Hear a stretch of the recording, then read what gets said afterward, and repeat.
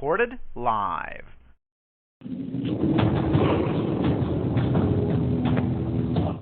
Hello, this is William Finck, and this is Christogenea Internet Radio. Today is Saturday, April 11th, 2015. Praise Yahweh, the God of Israel, and thank you for listening. More specifically, this is what we call Christogenea Saturdays, and here we shall be continuing our presentation of classical records and German origins. If you look for maps of Scythia on the internet or in encyclopedias or library books, you will probably find it described as a large area situated to the north of the Black and Caspian Seas. Some maps depict it as coming down on the east around what was once ancient Parthia, which is now, for the most part, modern Iran, and into what are now parts of Afghanistan and Pakistan. The west end of what is demarcated as Scythia on these maps reaches into the Ukraine, where there is often a label that places Sarmatia in that area. Other maps depict Scythia as being centered just north of the Black Sea rather than further east.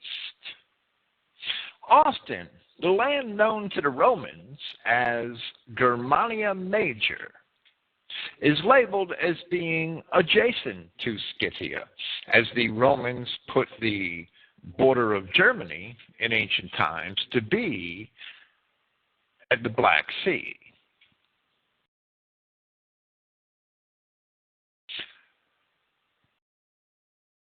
Some of those maps put Sarmatia on the west of Scythia, and all of these maps are only a little bit true.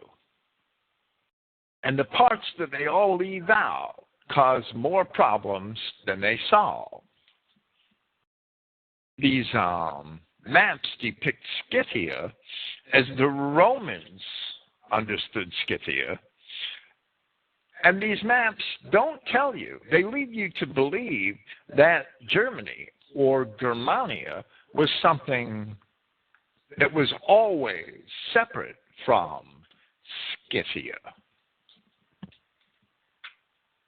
What we've seen in these last few presentations of this series is that to the Greeks, who described Scythia long before the Romans ever used the term Germania of any northern tribes,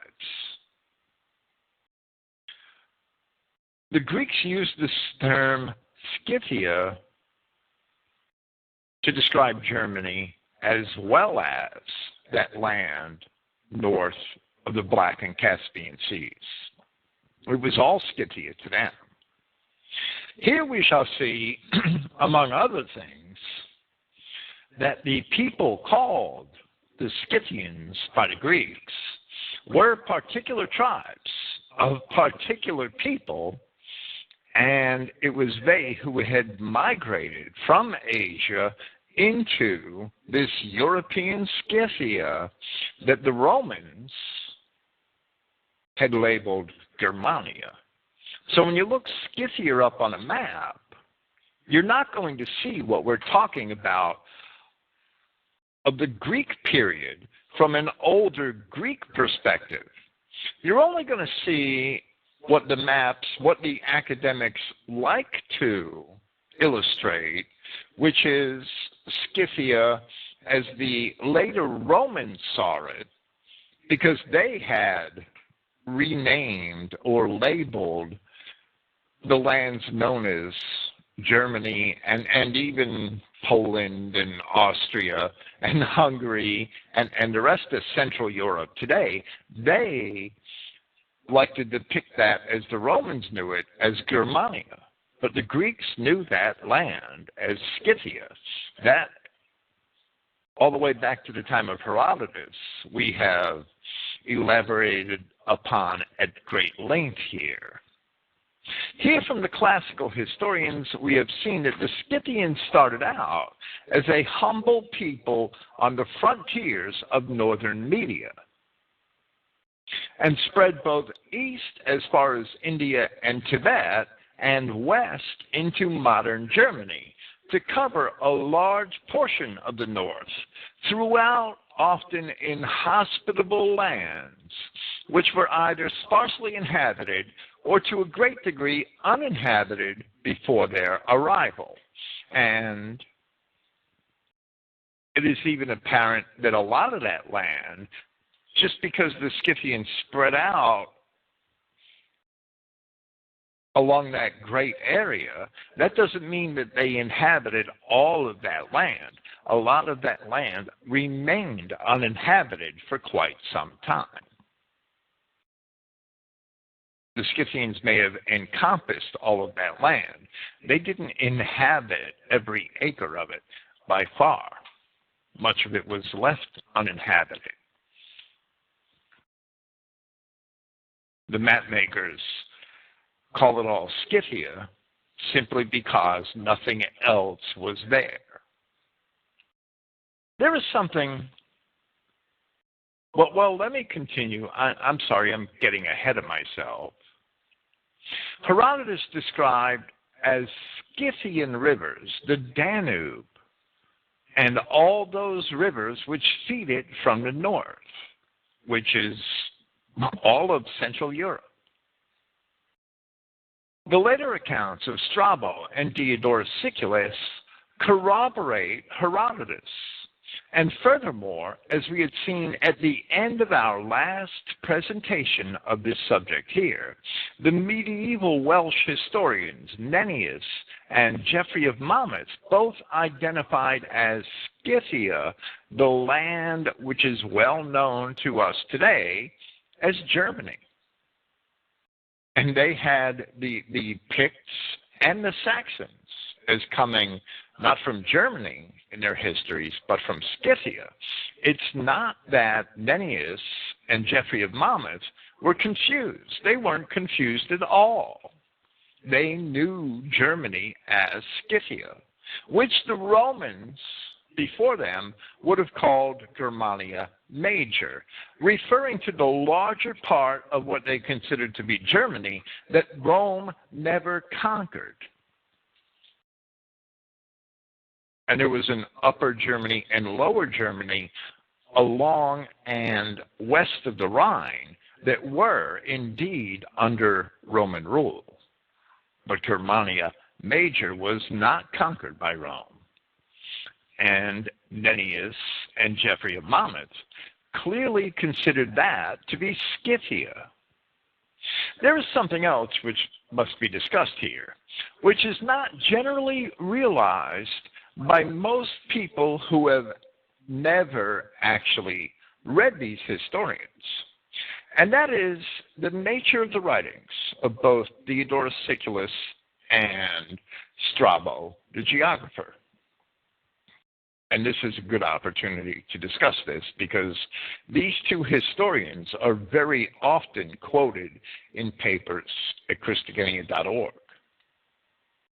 These men were not merely historians themselves, but they were processors and compilers of many of the historians and other writers who preceded them, most, not all, but most of whose works have since been lost.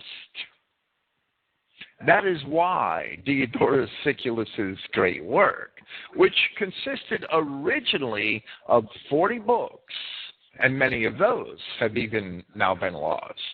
That is why his work was called the Library of History. While Strabo is known to us from his surviving geography, he had also written histories, which are now lost. He was credited with having written a history of Assyria, which is now lost. But much of his geography contains short historical accounts of the various peoples in the places which he describes. When I first read the copy which I have of Strabo's geography, which is in 8 of those small volumes which are published by Harvard University as the Loeb Classical Library. Inside the front covers, I had made an informal list of the writers Strabo had mentioned in the portions of his work which are in volumes 5, 6, and 7 of the Loeb Library. The lists reveal, as an example, that books 10 through 12, which are in Loeb Library volume 5, books 10 through 12 alone of Strabo's geography contain citations from at least 60 writers of poetry, history, or philosophy, which were more ancient than himself. And most of those works that he had quoted are now lost. But some of them are not lost. And Strabo, of course, wouldn't have been able to guess which of those works we would have, which of those works would be preserved to us 2,000 years after Strabo died. Strabo died 1990 years ago.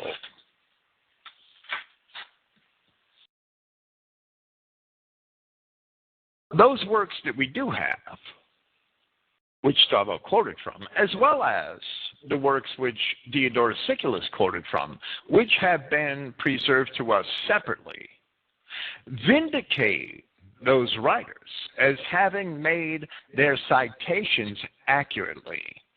So therefore, we should trust that they made all their citations accurately. Of course, there are many other ancient authors mentioned throughout the rest of Strabo's work, so the entire list is certainly much longer than perhaps 60. So these works which we cite most often in our historical essays and other papers at Christogenea from writers such as Diodorus Siculus or Strabo are cited because they are the works of learned men who honestly assessed what they believed to be the most accurate of ancient accounts and compiled them for us. That is indeed why these works have been valued through the centuries until last century. About 100 years ago, historians in many academic institutions in the West began despising Diodorus Siculus and despising Strabo. And they've rewritten history around their own interpretations of archaeological findings and so-called science, which is really all a load of trash, because archaeology cannot rewrite what we understand about the history recorded by our own ancestors, the ancient people of our own culture. Archaeology should give us insight into what they wrote, but it can't rewrite what they wrote. You can't dig something out of the ground and imagine to be able to rewrite history from it. No, not at all. Now, to repeat and expound upon a portion of what we had presented near the end of part 3 of these presentations, where Strabo tells us of the earlier writers. Now, all of the peoples towards the north were by the ancient Greek historians given the general name Scythians or Celto-Scythians, but the writers of still earlier times, making distinctions between them, called those who lived above the Euxine, which is the word for the Black Sea, and the Ister, or the Danube, and the Adriatic, Hyperboreans, Sarmatians, and Arimaspians. And they called those who lived across the Caspian Sea in part Saccans, and in part Massagetians. or Massagetae, but they were unable to give any accurate account of them, although they reported a war between Cyrus and the Massagetae. And here Strabo is being critical of Ctesias, Herodotus, and Hellanicus. All three of those writers lived and wrote in the 5th century BC. He's being critical of others as well, but they were all later. And we would assert that Strabo simply did not understand that these people that these writers started mentioning were just coming into Europe from Asia around those times. And Strabo's criticism is surely harsher than Herodotus deserves, whereas Strabo absolutely despised Hellanicus. And he says that in Book 13, Chapter 1 of his geography. Strabo himself here confuses Hyperboreans by listing them along with historical people such as the Massagetae, the Sacae.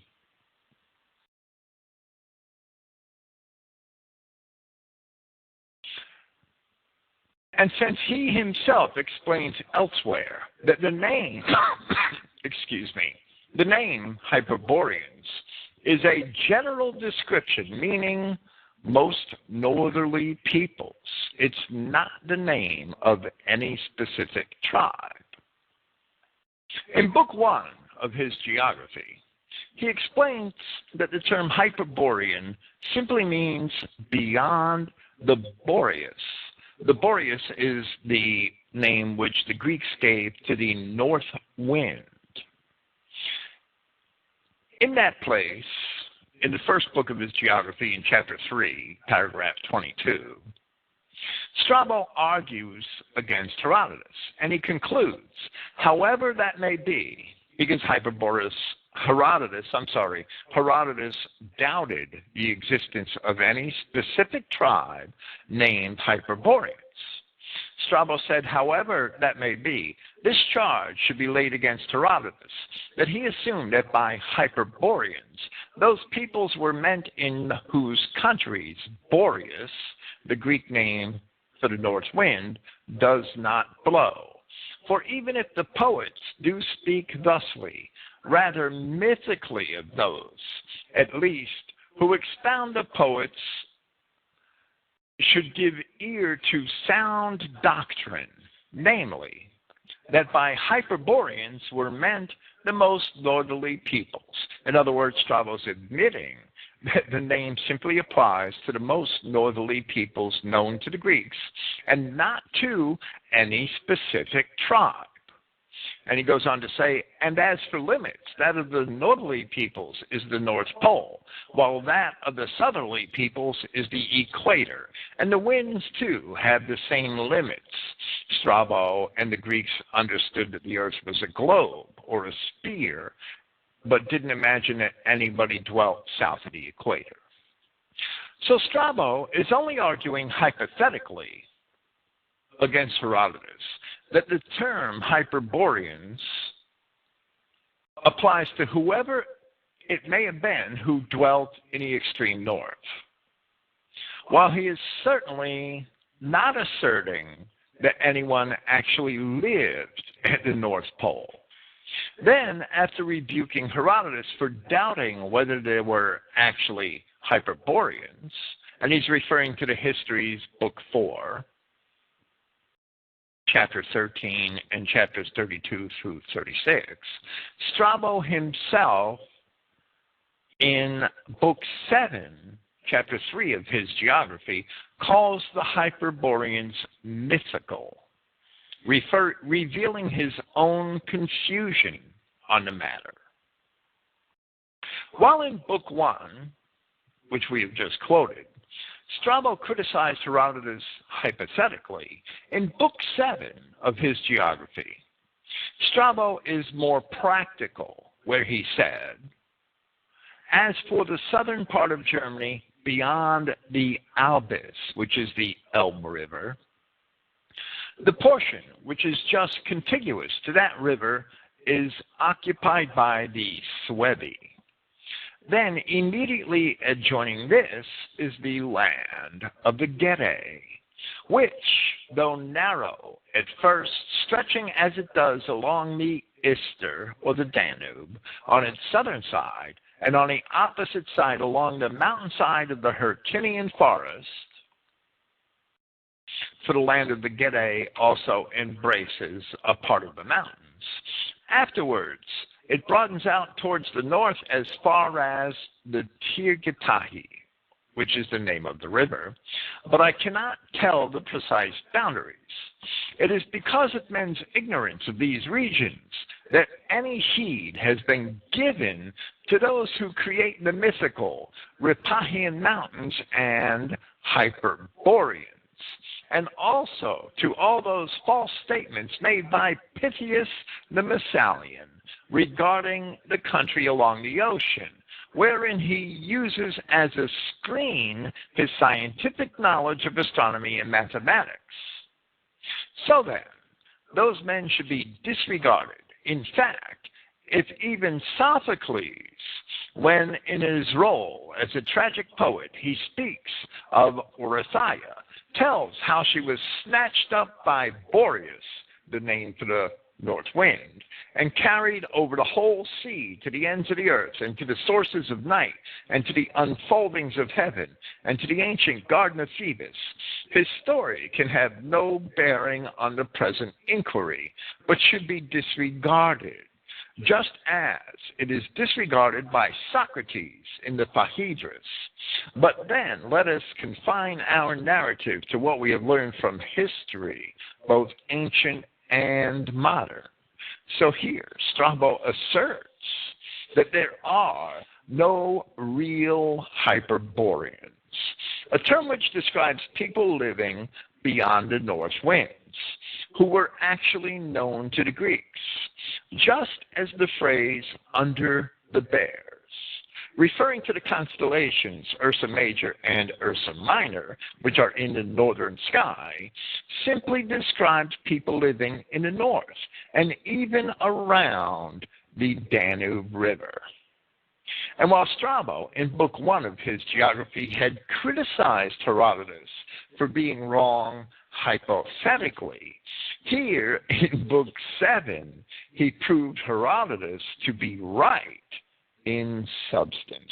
There were no particular people whose name was called Hyperboreans.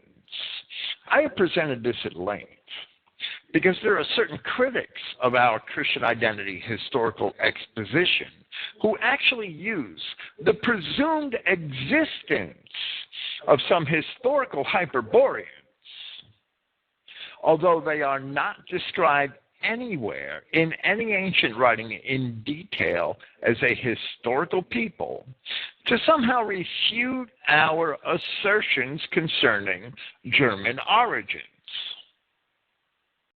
Some of our critics are so-called white nationalists who have accused me of having a non-standard view of history.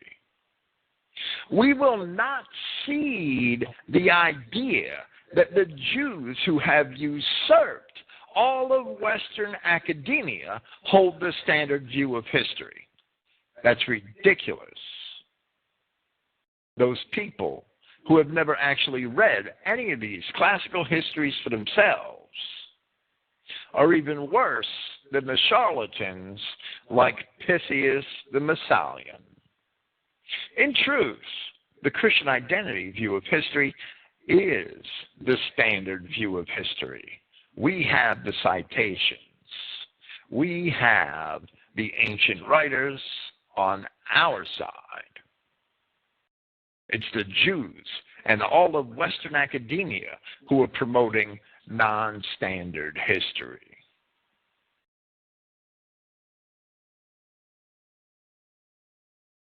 And those white nationalists who criticize things they've never read, they are in league with both the ancient charlatans and the Jewish academics who promote them. On the other hand, hopefully, as we proceed here, the links between the Celts, the Galatae, the Germans, the Cimmerians, and Scythians through the different stages of history as they started out in Asia and migrated into Europe are becoming quite apparent. But as we have just seen Strabo admit, we should not expect the ancient Greeks to fully understand the northern limits of these people, and Strabo says that they didn't.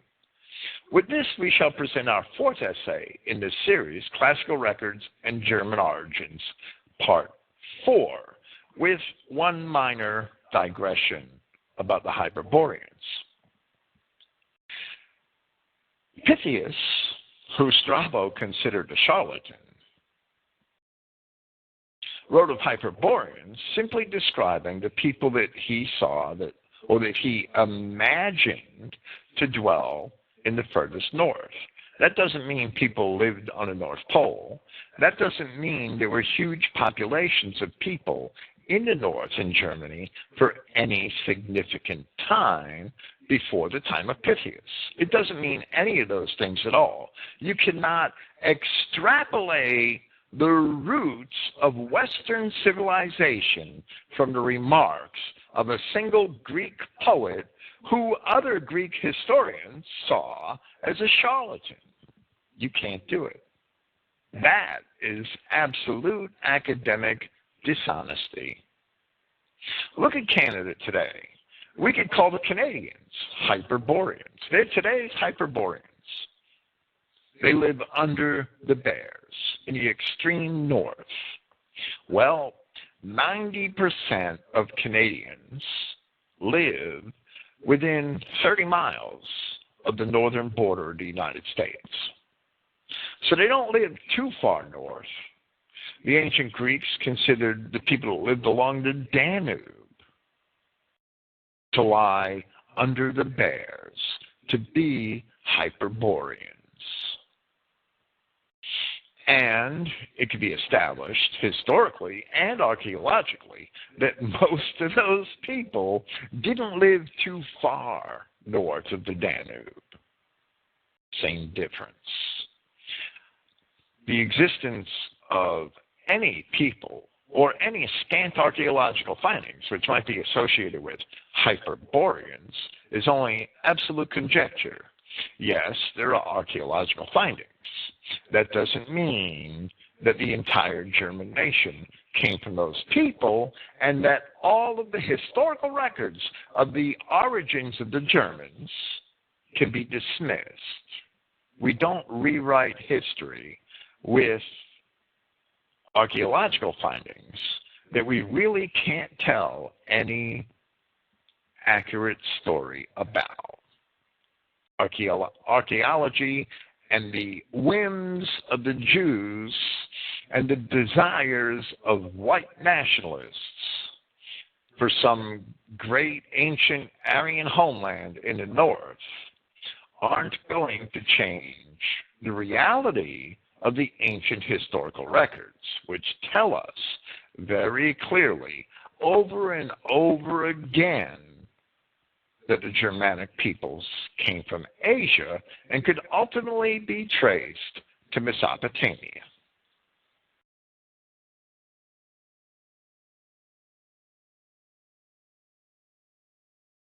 We are going to proceed here from where we left off in part 3 of our original essay, where we presented Strabo's discussion of the usage by the writers before him of the terms Scythians, Celto-Scythians, Hyperboreans, Sarmatians, Arimaspians,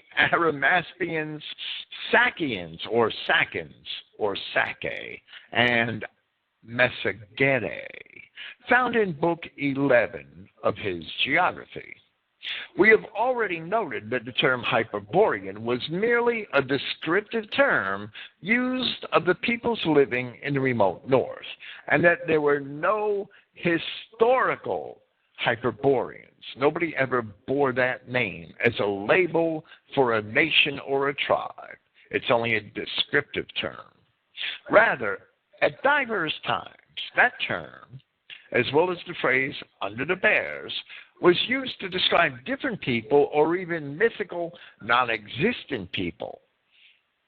And we pointed out that Strabo himself was at times confused and his writing somewhat conflicted because of this. Now it is appropriate to commence by discussing the other people Strabo had mentioned here, the Sarmatians and the Arimaspians, and then the Scythians of Asia, before returning to a discussion of Europe. The Sarmatians, as Diodorus Siculus tells us, which we quoted at length in our last presentation of this series, were originally a people taken from the Medes, and therefore, from a Genesis 10 viewpoint, they are Japhethites, and related to the other peoples who we would consider to be Slavs. And when we say that, we primarily mean the Thracians, the Maski, and the Tibarni, who in Genesis chapter 10, along with the Medes, are the Madai, Tyrus, Meshech, and Tubal of Genesis chapter 10, verse 2.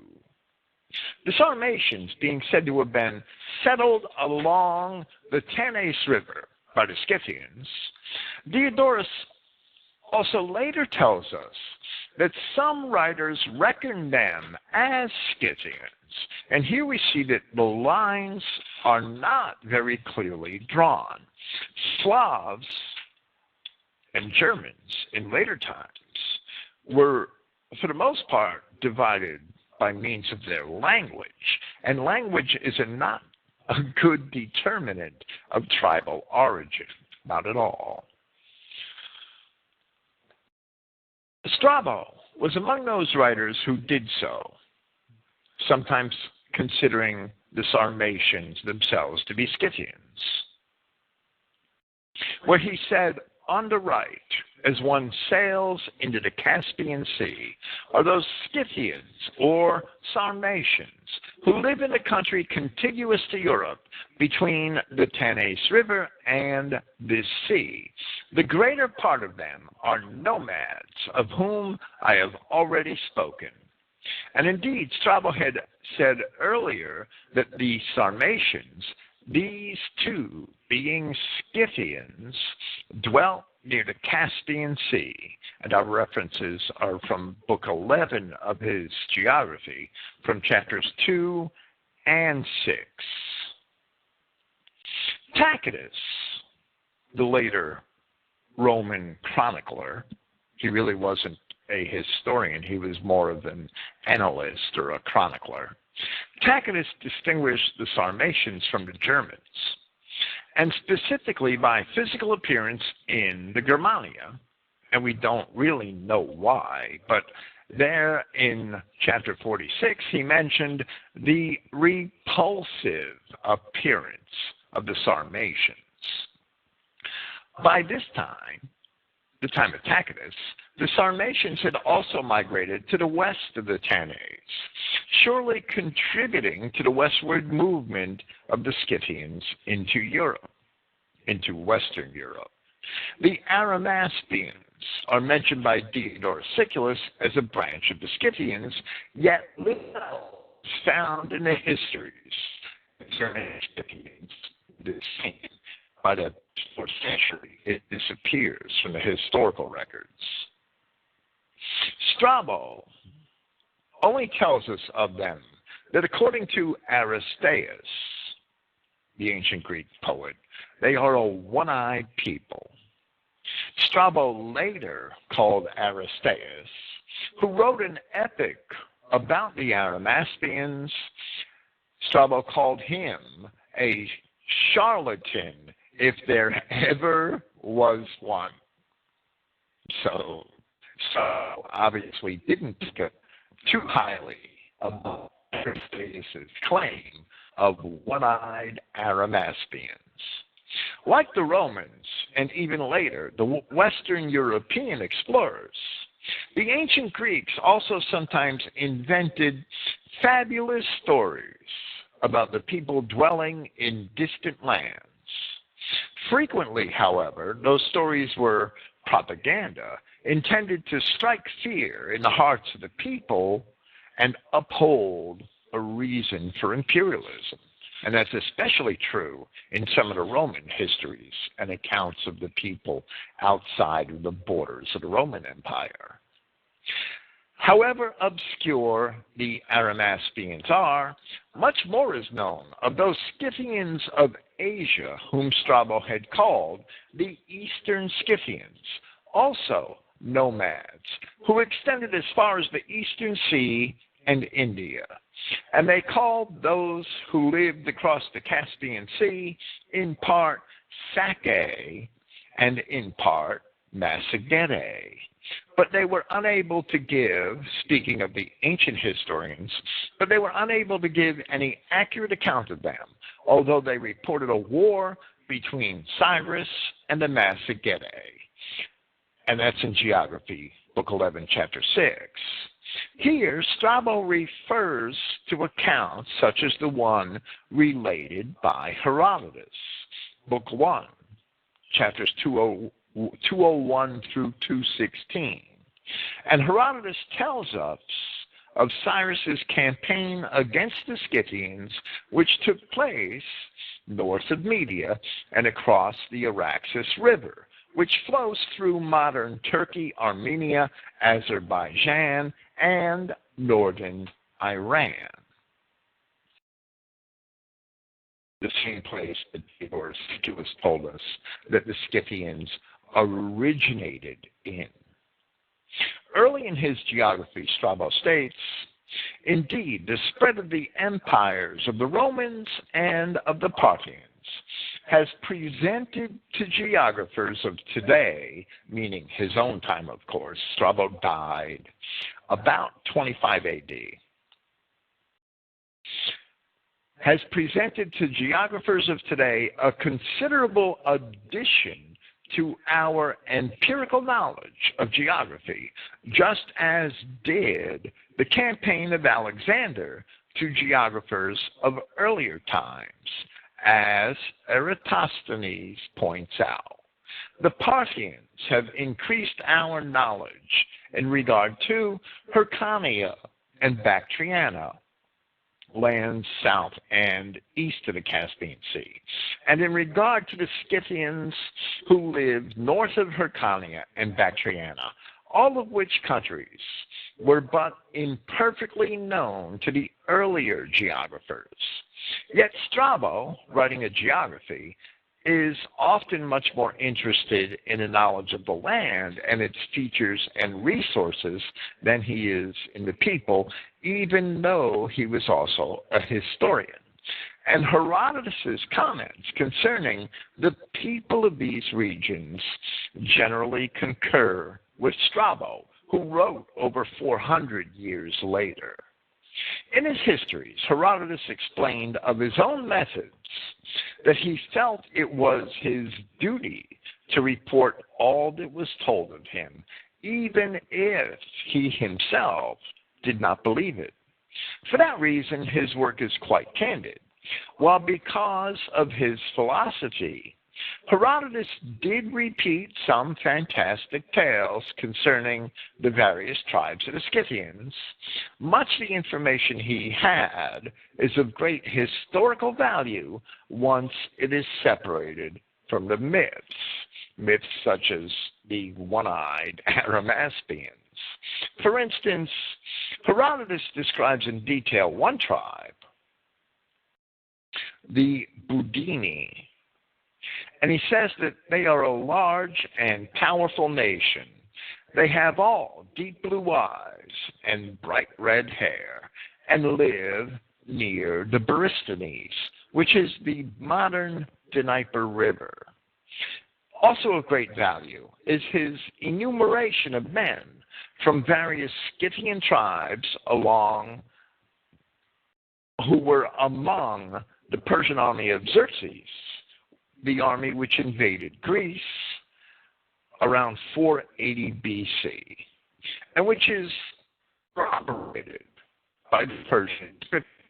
Herodotus' account of the army of Xerxes is attested to in Persian inscriptions that Herodotus never had a clue we would be able to read 2,500 years after he wrote his book. Never had a clue.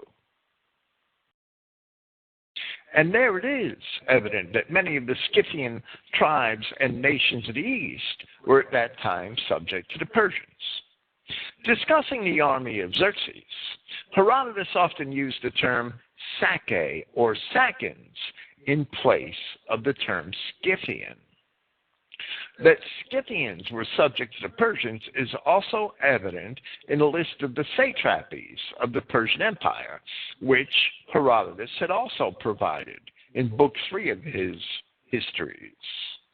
The Bactrian tribes are listed as the 12th Persian satrapy, and the Saccans and Caspians together in the 15th, with Parthians, Chorasmians, Sardians, and Aryans making up the 16th satrapy.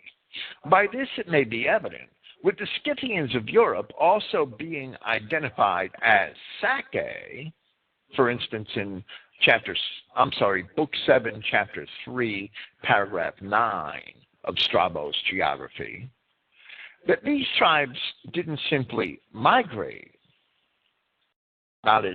not in complete portions, but that they had multiplied and spread out and migrated in fragments while other fragments stayed behind. Strabo was citing the 4th century BC Greek historian Ephorus of Cumae, who in turn was citing the 5th century BC epic poet Corylus of Samos, who in a work entitled The Crossing of the Pontoon Bridge, the title referring to a bridge which was constructed by Darius, the king of Persia, in his campaign against the Scythians and Thracians. We had stated earlier in this series that the Persians encircled the Black Sea in order to conquer the Scythians and Thracians living north of Greece in the 5th century BC so that they could cut off the lumber supply to the Greeks. Corylus of Samos described the sheep-tending Sake of Scythian stock, but they used to live in wheat-producing Asia. However, they were colonists from the nomads, law-abiding people. Reading this, it cannot be forgotten that the Sake of the Persian inscriptions were indeed the Bit Humri or Cimmerians of the Assyrian inscriptions. So the Sake of Europe clearly came from Asia. That was accepted from the 5th century BC all the way down to the 1st. Some of the tales which Herodotus repeated concerning various Scythian tribes are found in other Greek writers. For instance, Herodotus mentions a tribe called the Androphagi, or man-eaters, and Strabo relates the same tales of cannibalism among certain Scythians, repeating earlier writers. Among other things, Strabo mentioned the ferocity of the Scythians in that they sacrificed strangers, ate their flesh, and used their skulls as drinking cups. Elsewhere, Herodotus says of the Tauri, the name which the Greeks gave to the Scythians of the Crimea and neighboring Black Sea coasts, that they sacrificed the shipwrecked and other foreigners found in their territory. For this, the Tauri were the subjects of a play by Euripides, in which they appear quite anachronistically at the time of the Trojan War, being parodied in his Iphigenia among the Taurians as the sacrificers of those unfortunate enough to have fallen upon their shores. Herodotus also described other tribes of Scythians who had settled in one place and were engaged in husbandry, referring to the Scythian husbandmen who dwelt about the Borysthenes, and those of the Budini who had mixed with certain Greeks and inhabited a city called Gelanus. They and many others of the Scythian tribes of Asia, such as the Caspians, Bactrians, Sogdians, certainly also must have been settled due to the nature of their circumstances being under the Persian yoke. Such would require the payment of tribute to Persia in money and goods from trade and husbandry and agriculture. It's evident to us that the Scythians were seen as a threat to the Greeks, so they started to invent marvelous tales of their inhumane character to strike fear of the Scythians in the hearts of Greeks, so that the Greeks, the time coming, would all the more zealously defend their lands against the Scythians. Scythian archers were used by the Athenians as city policemen. Diodorus Siculus relates that the Scythians, known as the Sacae, had dwelt to the north of India. Diodorus had written it in that place. Now, India is four-sided in shape, and the side which faces east and that which faces south, are embraced by the Great Sea, while that which faces north is separated by the Emotus range of mountains from that part of Scythia which is inhabited by the Scythians known as the Sacae. And the fourth side, which is turned towards the west, is marked off by the river known as Indus, which is the largest of all streams after the Nile. Very close to this region, bodies of Caucasians with reddish hair and clad in tartan-like garments have recently been found, called the Tarim mummies. They're not really mummies. They're actually bodies that were well preserved in a very dry climate. And they date to within a few centuries of the start of the Christian era, the same time that the classical Greek historians cited here were writing.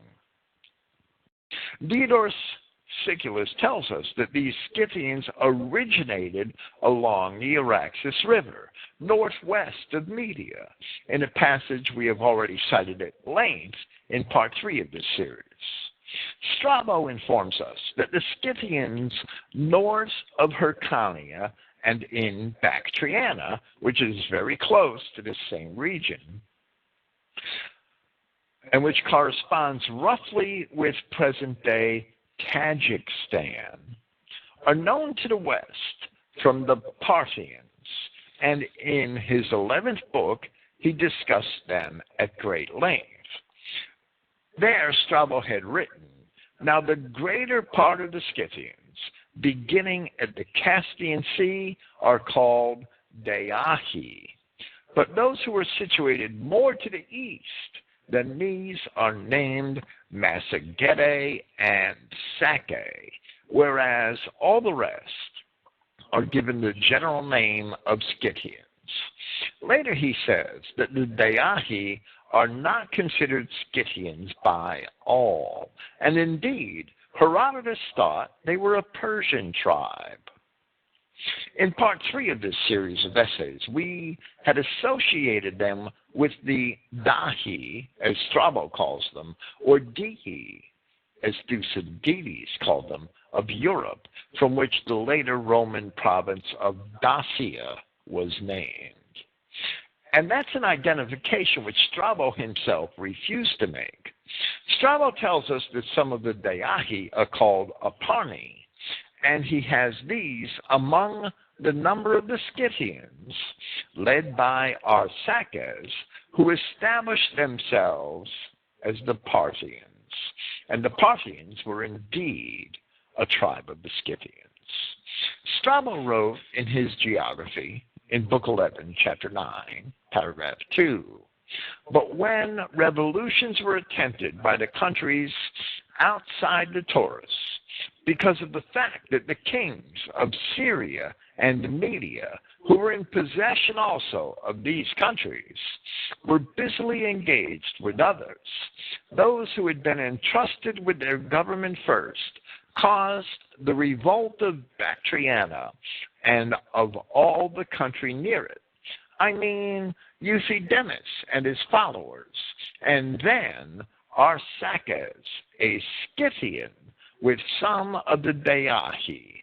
And then he says in the parenthetical statement, I mean the Eponians, as they were called, nomads who lived beyond the Oxus, invaded Parthia and conquered it. Now at the outset, Arsaces was weak, being continually at war with those who had been deprived by him of their territory, both he himself and his successors. But later they grew so strong, always taking the neighboring territory through successes in war, that finally they established themselves as lords of the whole of the country inside the Euphrates. And they also took a part of Bactriana, having forced the Scythians, and still earlier Eucratides and his followers to yield to them. And at the present time they rule over so much land and so many tribes that in the size of their empire they have become, in a way, rivals of the Romans, and of course the Parthians were. The cause of this is their mode of life, and also their customs, which contain much that is barbarian and Scythian in character, though more that is conducive to hegemony and success in war. However, rather than having conquered Parthia, as Strabo put it, we would assert that Arsaces and his fellow tribesmen conquered the land that then became known as Parthia. In this same book, Strabo also describes a tribe called the Sigini, who dwelt in the mountains near the Caspian Sea, and who imitate the Persians in all their customs, except that they use ponies that are small and shaggy, which, though unable to carry a horseman, are yoked together in a 4-horse team.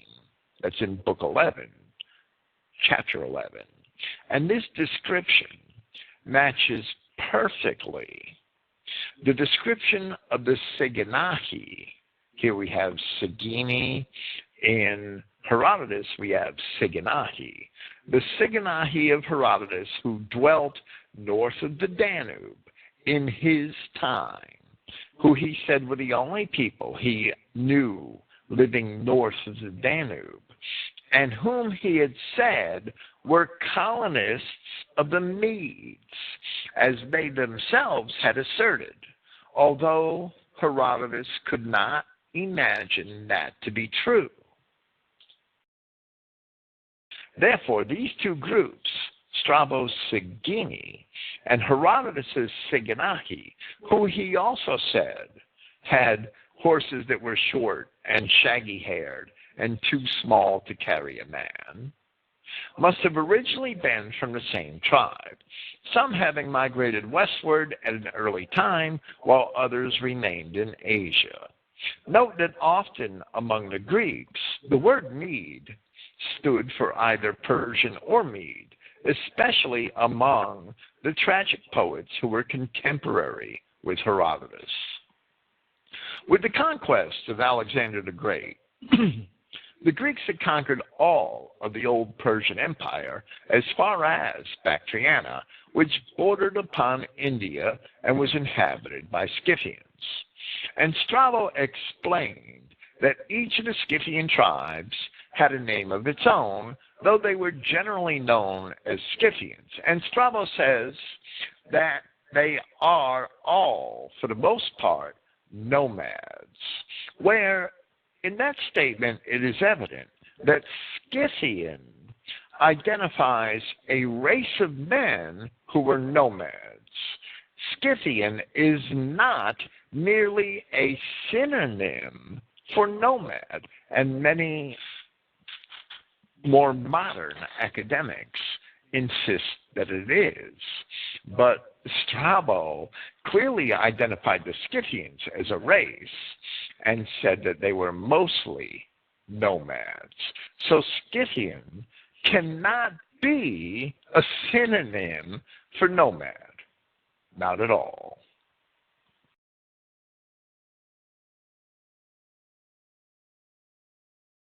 Of Bactria, Strabo then says, but the best known of the nomads are those who took away Bactriana from the Greeks. I mean, the Aesi, Passiani, Tokari, from which we get Tokarians, and Saccharoli, and there's that Sake name once again, who originally came from the country on the other side of the Eucrates River, which is the modern Sirdaria, that adjoins that of the Sake and the Sogdiani, and was occupied by the Sake. The Terra mummies have been thought by many archaeologists to be of Tocharian or related stock.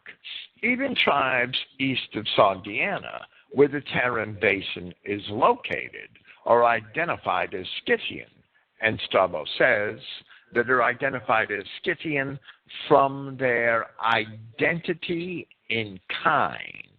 Strabo's Geography, Book 11, Chapter 11, Paragraph 6. Of the Sake and the Massagetae, the largest Scythian tribes of the East, who lived across, meaning east of, the Caspian Sea.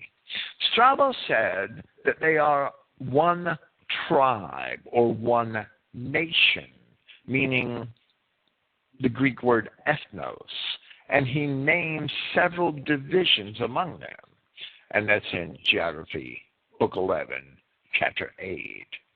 Strabo errantly supposed that the Sacacenae, the Sake of Sacacene, which was a district of Armenia, which had its name from the Sake, and is in that exact spot where Diodorus Siculus says that the Sake originated. Strabo errantly supposed that the Sake of Sacacene had migrated there from Asia, as if the Scythians originated in the Far East. Strabo has written in Book 11 of his geography that the Sake, however, made raids like those of the Cimmerians and Treres, some into regions close to their own country, others into regions farther away. For instance, they occupied Bactriana and acquired possession of the best land in Armenia, that's the district known as Sacacene, which they left named after themselves, Sacacene. And they advanced as far as the country of the Cappadocians, which would be eastern central Anatolia, particularly those situated close to the Euxine, who are now called the Pontici, and the Euxine is the word for the Black Sea, and Pontici is after the word Pontus, which is the Greek word for sea. From Diodorus Siculus, we have seen that the Scythians originated near Sacacene, which is not far from the Araxes River. Diodorus's version of Scythian origins is better corroborated by the general historical record that Strabo himself helps to attest, even if he didn't realize it. While Strabo tells us that the Scythians ruled all of Asia for a time after the fall of Assyria, Herodotus tells us that, and that's in Herodotus's Histories, Book 1, Chapter 104, that the Scythians ruled all of Asia after the fall of Assyria. and I believe he sets the number at 28 years for their rule. Strabo, rather anachronistically, identifies this same period by saying that Greater Armenia, he's using the term Armenia rather anachronistically, that Greater Armenia ruled the whole of Asia, and that's in Geography, Book 11, meaning the Scythians or the Sacae of Sakasene. Strabo had written that in ancient times, Greater Armenia ruled the whole of Asia after it broke up the empire of the Syrians. And that's a common mistake in a lot of ancient Greek writings, where Syrian and Assyrian were confused. They were confused here by Strabo. It was the Scythians who broke up the empire of the Assyrians at the fall of Nineveh. They had help from the Persians and the Babylonians and the Medes. But Strabo is attributing that to Greater Armenia. And Strabo knew the difference between an Armenian and a Mede.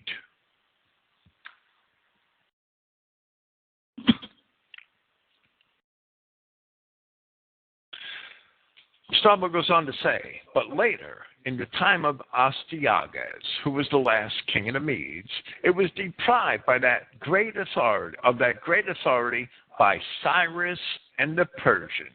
Although it continued to preserve much of its ancient dignity, and Ecbatana was winter, possibly a mistake for royal, residence for the Persian kings, and likewise for the Macedonians, who, after overthrowing the Persians, occupied Syria, and still today it affords the kings of the Parthians the same advantages and security.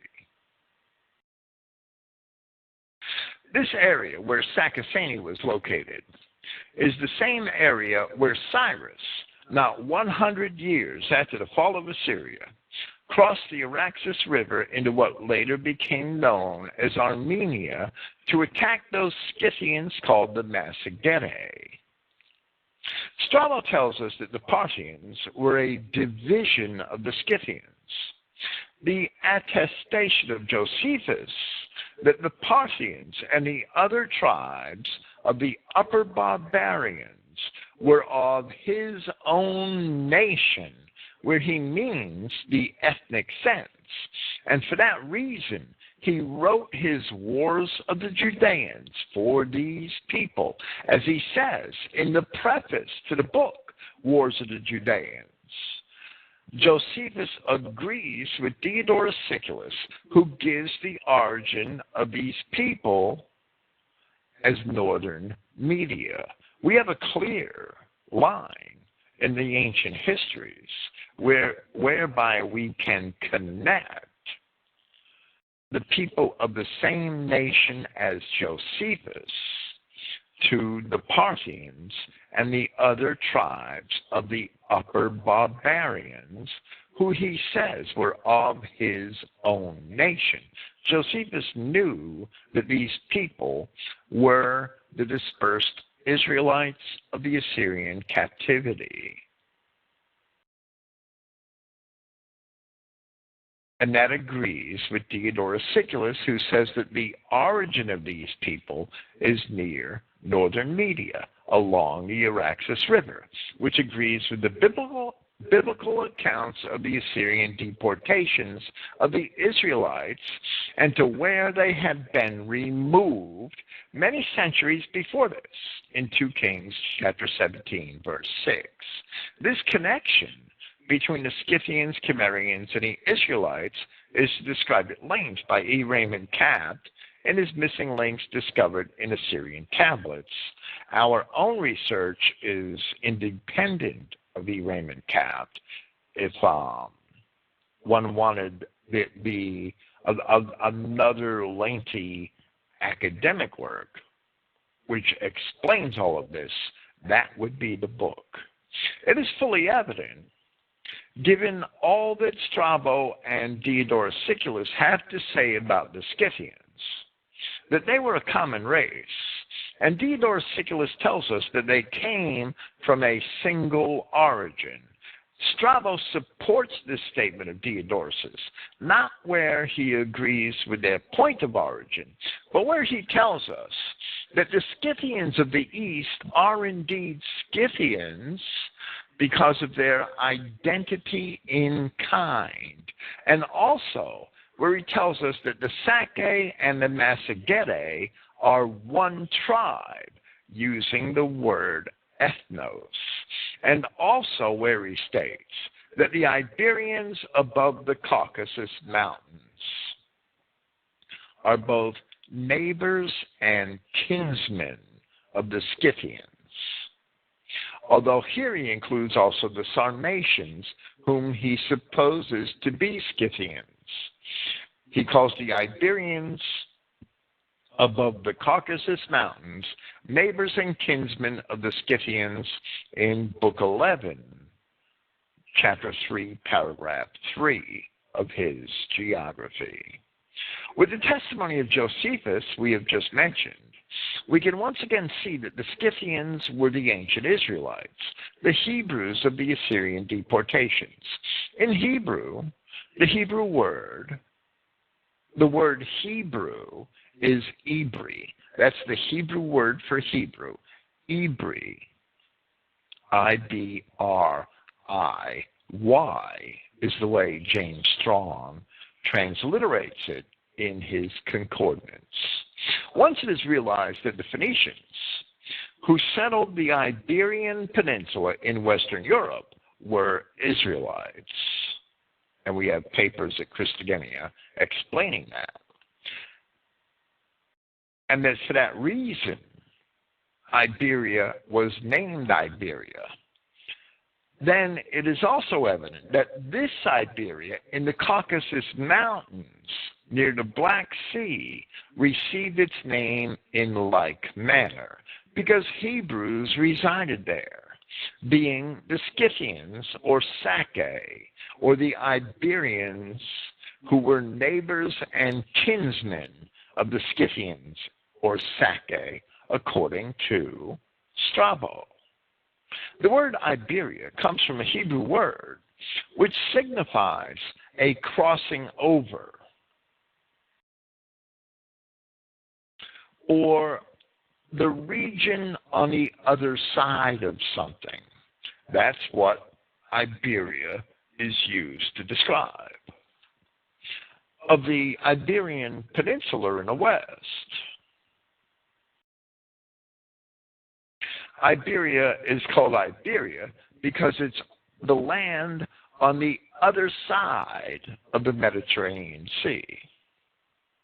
Of the Iberia north of the Caucasus Mountains, which is on many ancient maps today and many reproductions of ancient maps of the Roman and earlier periods. You'll see in Iberia, just north of the Caucasus Mountains. It's called Iberia because it's the land on the other side of the Caucasus Mountains. Both Iberias were named after the Hebrews that dwelt there, neighbors and kinsmen of the Scythians. Herodotus' description of the Scythian tribe of the Budini, which we have cited above, with their bright hair, bright red hair, and blue eyes, surely portrays the ideal model of Celtic appearance that is commonly perceived today. Indeed, centuries later, Tacitus wrote of the Caledonians in Britain, and he said, "The reddish hair and large limbs of the Caledonians proclaims a German origin." That's in the Agricola, paragraph 11. Aside from the tartan-clad Tarim mummies found in what is now northwestern China, there are many other archaeological finds in Asia which help to support the classical historians cited here in their accounts of the Scythians. For instance, the so-called Paziric culture describes the archaeological findings of the elaborate barrow graves of the people who once inhabited the Altai Mountains of western Mongolia. Said to be similar to the Scythian tombs of what is now the Ukraine, descriptions of these tombs are also much like Herodotus had reported in the burials of Scythian chieftains. Herodotus described the burials of Scythian chieftains in the histories in Book 4, chapters 71 and 72. Some of Herodotus's account may be exaggerated, since while horses and concubines, who are described as sacrificed, have been found in the graves of Scythian chieftains, nowhere near as many as 50 horses or 50 concubines, which Herodotus reported as being buried all at once, nowhere near that number have been found by archaeologists yet. We'll say yet. The Paziric tombs, which are dated to the 5th and 4th centuries BC, which was the very time of Herodotus, contain a race of Caucasian people heavily tattooed and with blonde hair, who would certainly not be out of place in Germany or Scandinavia today. Found among these burials are tile carpets, elaborate chariots, gold and gold-gilt objects of art, embroidered woven fabrics, carved leather goods, and many other crafts. Similar barrow burials have been found in Tuva, a Russian district north of Mongolia, in modern Kazakhstan. One very interestingly named one is the Issyk barrow, ISSYK. And elsewhere, these things have been found, in addition to the many Scythian barrows found in the West, such as those in Ukraine. The identity of the Scythians in the West and the Scythians in the East by the Greek writers, saying that they were the same people by their identity in kind, is fully supported in the archaeological findings. Of course, there are many archaeological findings associated with so-called Indo-Europeans, which is just another term for Caucasian or white people in and around the Eurasian steppes, which predate the Scythians. And many historians and archaeologists errantly assume that the steppes, or some area to the east, or to the west, or to the north, anywhere but lands of the Bible, must have been the original home of all Indo-Europeans.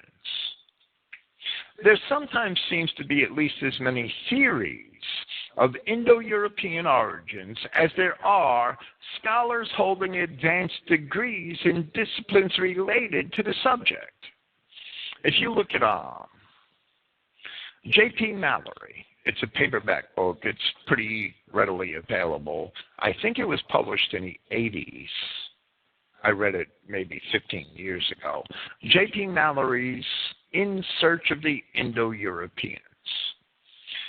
Look at that book, find it in the library. Maybe you'll find a PDF online, I don't know. You look at that book and you look at maps that he has, which describe what various anthropologists and archaeologists claim to be the original Indo-European homeland. And there's a couple of dozen theories, all pointing to a different place in Europe. And just about every area of Europe and Eurasia are covered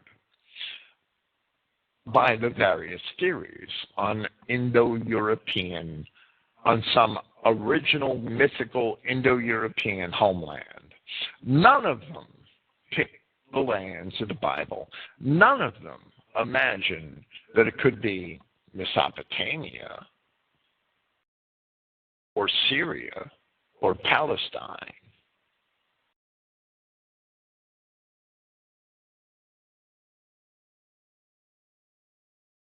Yet all of the roads of our cultural and historical consciousness, when we really examine the origins of Greek and Roman paganism, the origins of Phoenician paganism, of Germanic paganism, compare them to the myths of Mesopotamia and the accounts in the Hebrew Scriptures, all of the roads of our cultural and historical consciousness lead back to the world portrayed by the Bible, to Egypt, to the Levant, to Anatolia, and to Mesopotamia.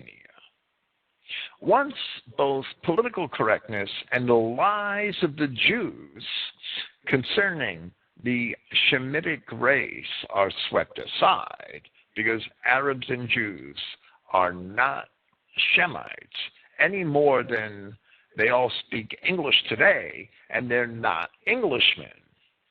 Once those lies are swept aside and biblical history is examined from a racially correct perspective, the conclusion that white culture and history began in and around Mesopotamia is not difficult to reach.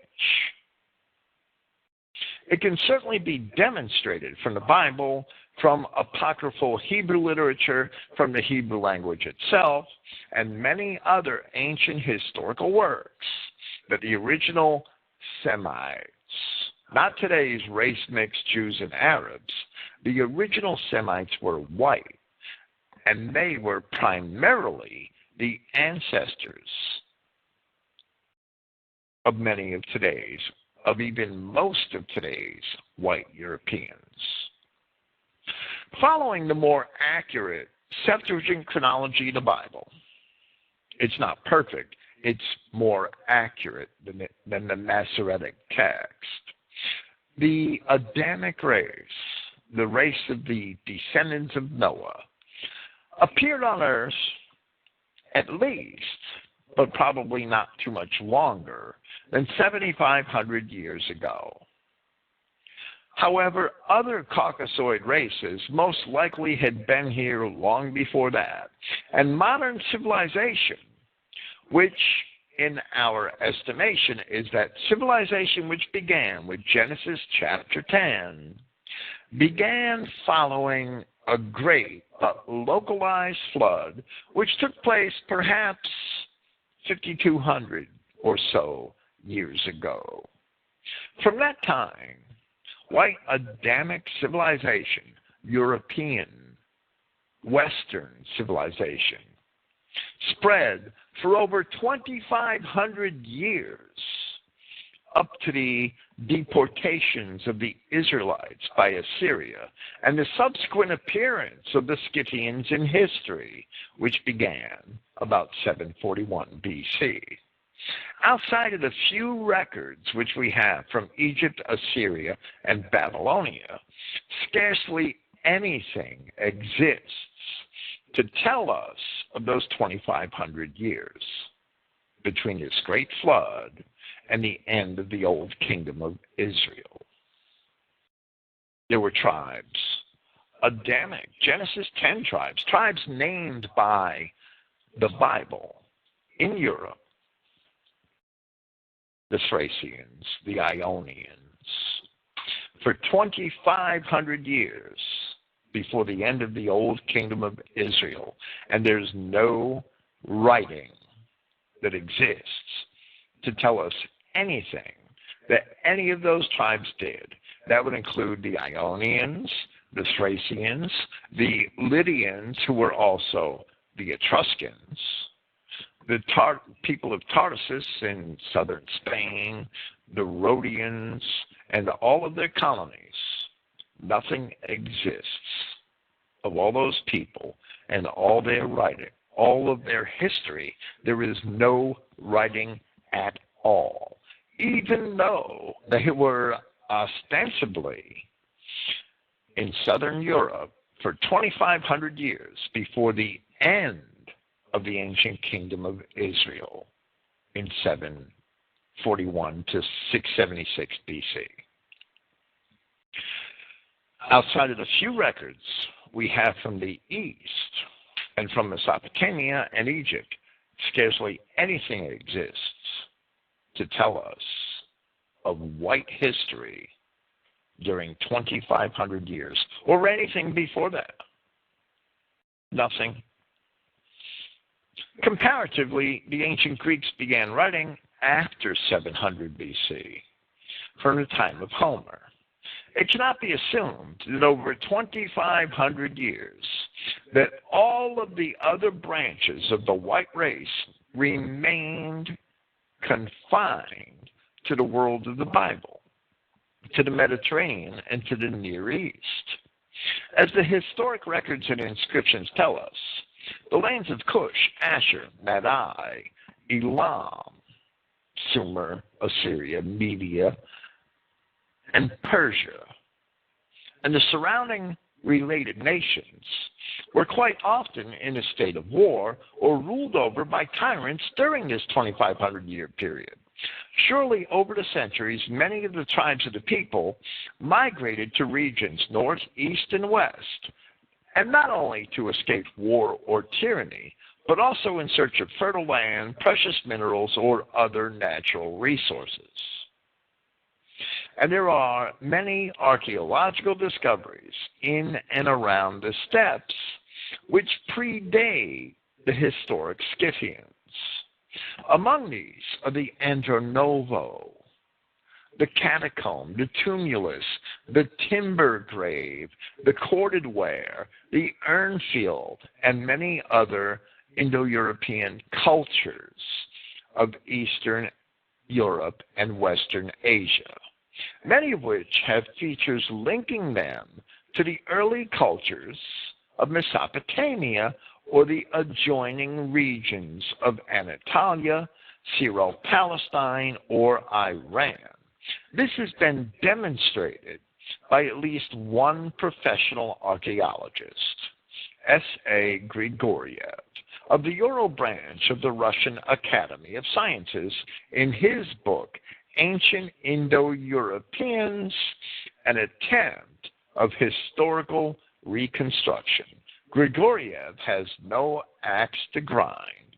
He is an archaeologist who has studied the works of several linguists, and through archaeological demonstrations of archaeological artifacts and findings, and combined with linguistics, he has pieced together an origin of Indo-Europeans in Mesopotamia, which we would claim to be maybe not entirely historically accurate, but certainly demonstrative of our own Christian identity claims. Grigoriev is not a historian. Like many other archaeologists, he imagines that archaeological findings can more or less rewrite history. You cannot write history from archaeological findings. We refute that idea. But his reconstruction through archaeology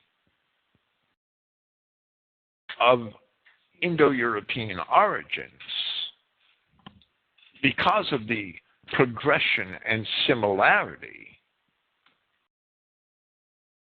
of communities which were created in ancient times, and because of the determinable progression of Indo-European languages, is very agreeable to Christian identity. So there are archaeologists who would support, at least in part, our contentions concerning the origins of the white race. We are not, therefore, disputing all archaeologists, but most archaeologists who attempt to rewrite history from archaeology have an agenda of their own.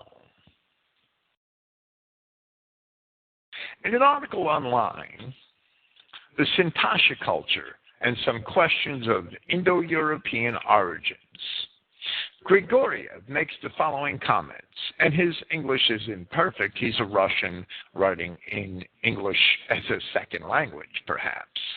He says, origins of Indo-Europeans is one of the most significant problems of history, archaeology, and linguistics.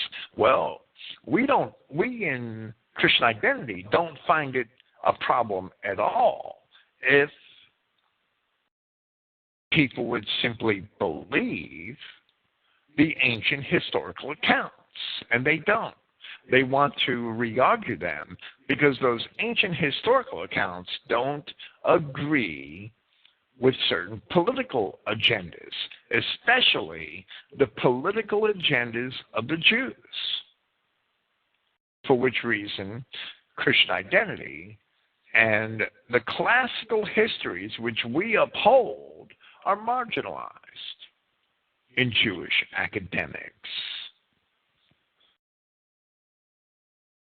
Origins of Indo-Europeans, quoting Grigoriev, is one of the most significant problems of history, archaeology, and linguistics. This problem has already been discussed for 200 years after the kinship of Indo-European languages was demonstrated. Linguists T.V.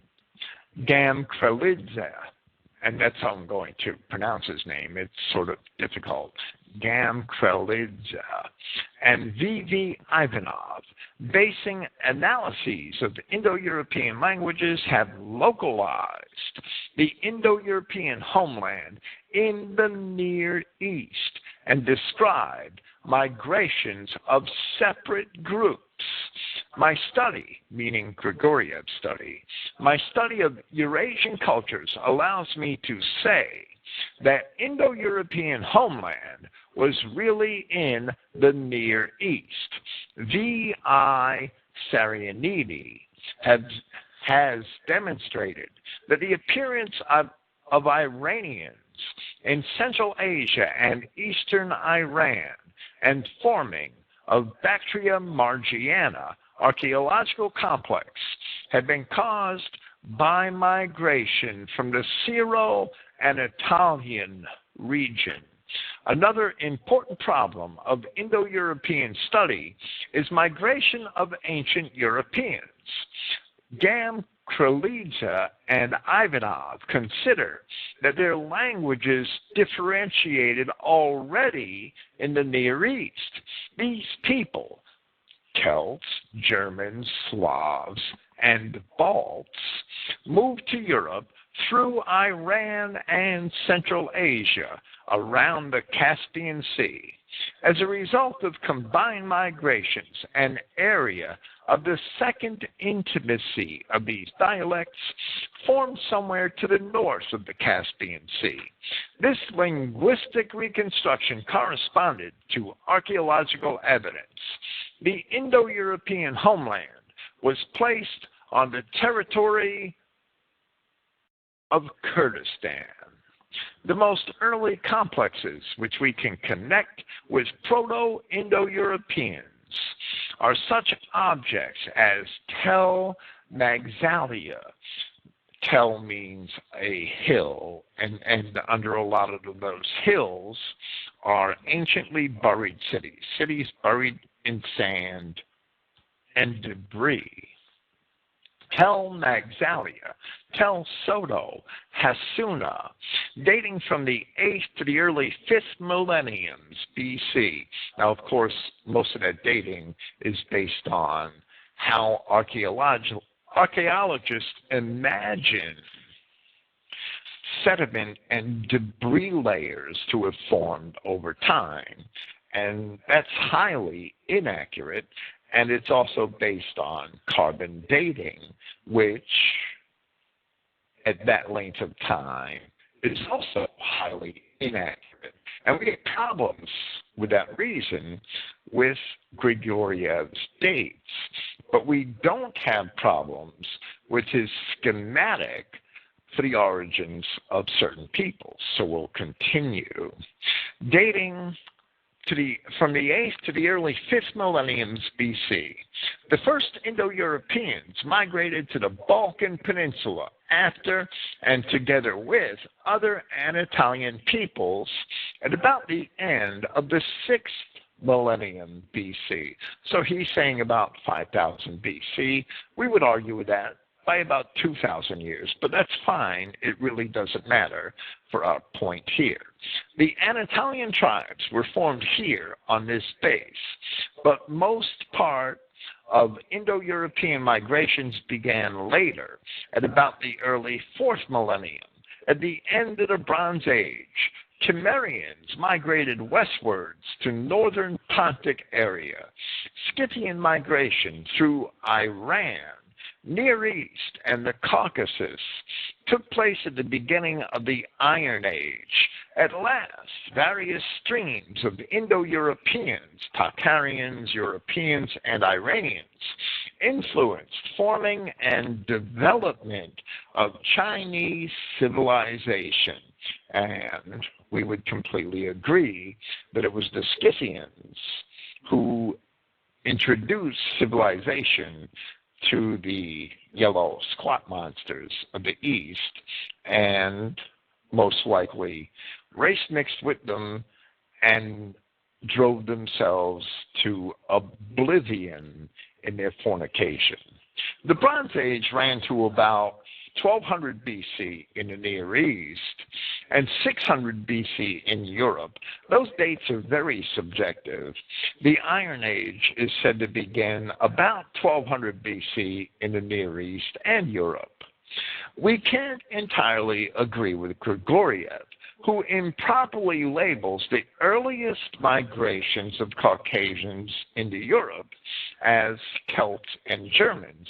We would reserve those names for later migrations of the Scythians and Cimmerians into Europe, and who, perhaps in deference to all those who have followed Homer, distinguishes Cimmerians from Scythians and errantly labels earlier northern groups as Cimmerian, when in fact the Cimmerians were Scythians and did not reach Europe until the second half of the 7th century BC, not back in 1200 BC.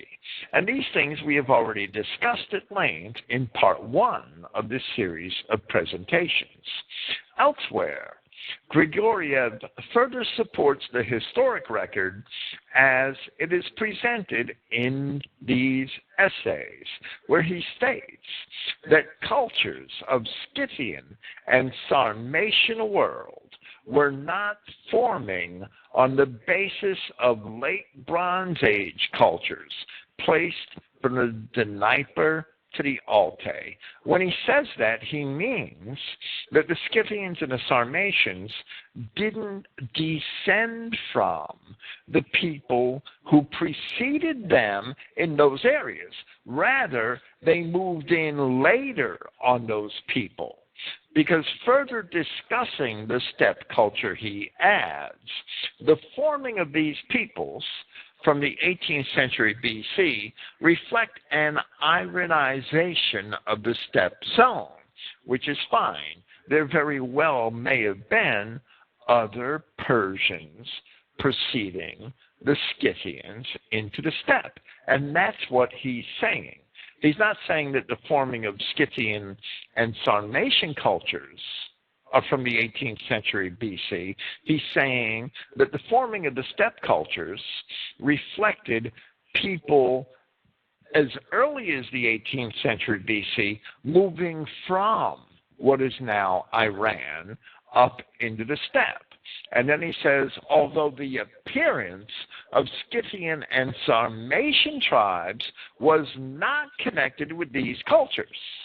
And we would certainly agree, because in support of Diodorus Siculus's testimony concerning these peoples, the Scythians and Sarmatians appear in the steppe from what we would consider Iran, ancient Media and Persia, after the Bronze Age, in the early Iron Age. Now, although some sources place that as early as the 12th century BC, in others it's said not to begin until after the start of the first millennium. The dates, Bronze Age, Iron Age, they're very subjective. And in Europe, it didn't start till the 8th century BC, the same century during which the Israelites were being deported by Assyria. Kurdistan is a region which includes the bordering parts of modern Turkey, Iraq, Iran, Syria, and Armenia. It includes the original homeland of the patriarch Abraham in Haran, which in the Bible is that area mentioned as Padan Aram in the book of Genesis. So Grigoriev is telling us the original Indo-European homeland is in Kurdistan, and the Bible tells us that that was the original homeland of the patriarch Abraham, which was located in what later became known as ancient Media and parts of Assyria and Persia. Babylonia, or the ancient lands of Sumer and Akkad, lay just to the south of Kurdistan, while Grigoriev's conclusions were reached solely through the studies of archaeology, linguistics, and some history. It should be evident that this is one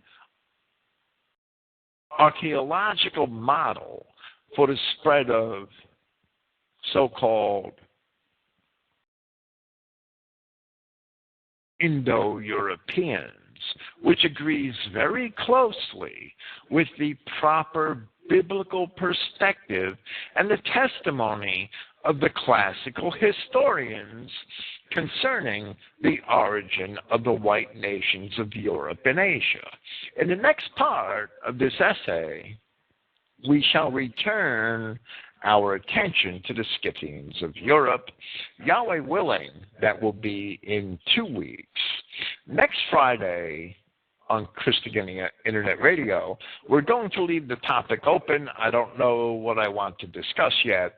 We will be on the road. We will be in Naples, Florida for a week from Monday. So we will have a program. We don't know yet what it will be. Next Saturday, we hope to have a discussion with Brett White from Australia, whose website is expeltheparasite.com, and who also writes for the Daily Stormer. Thank you for listening. Praise Yahweh, and good night.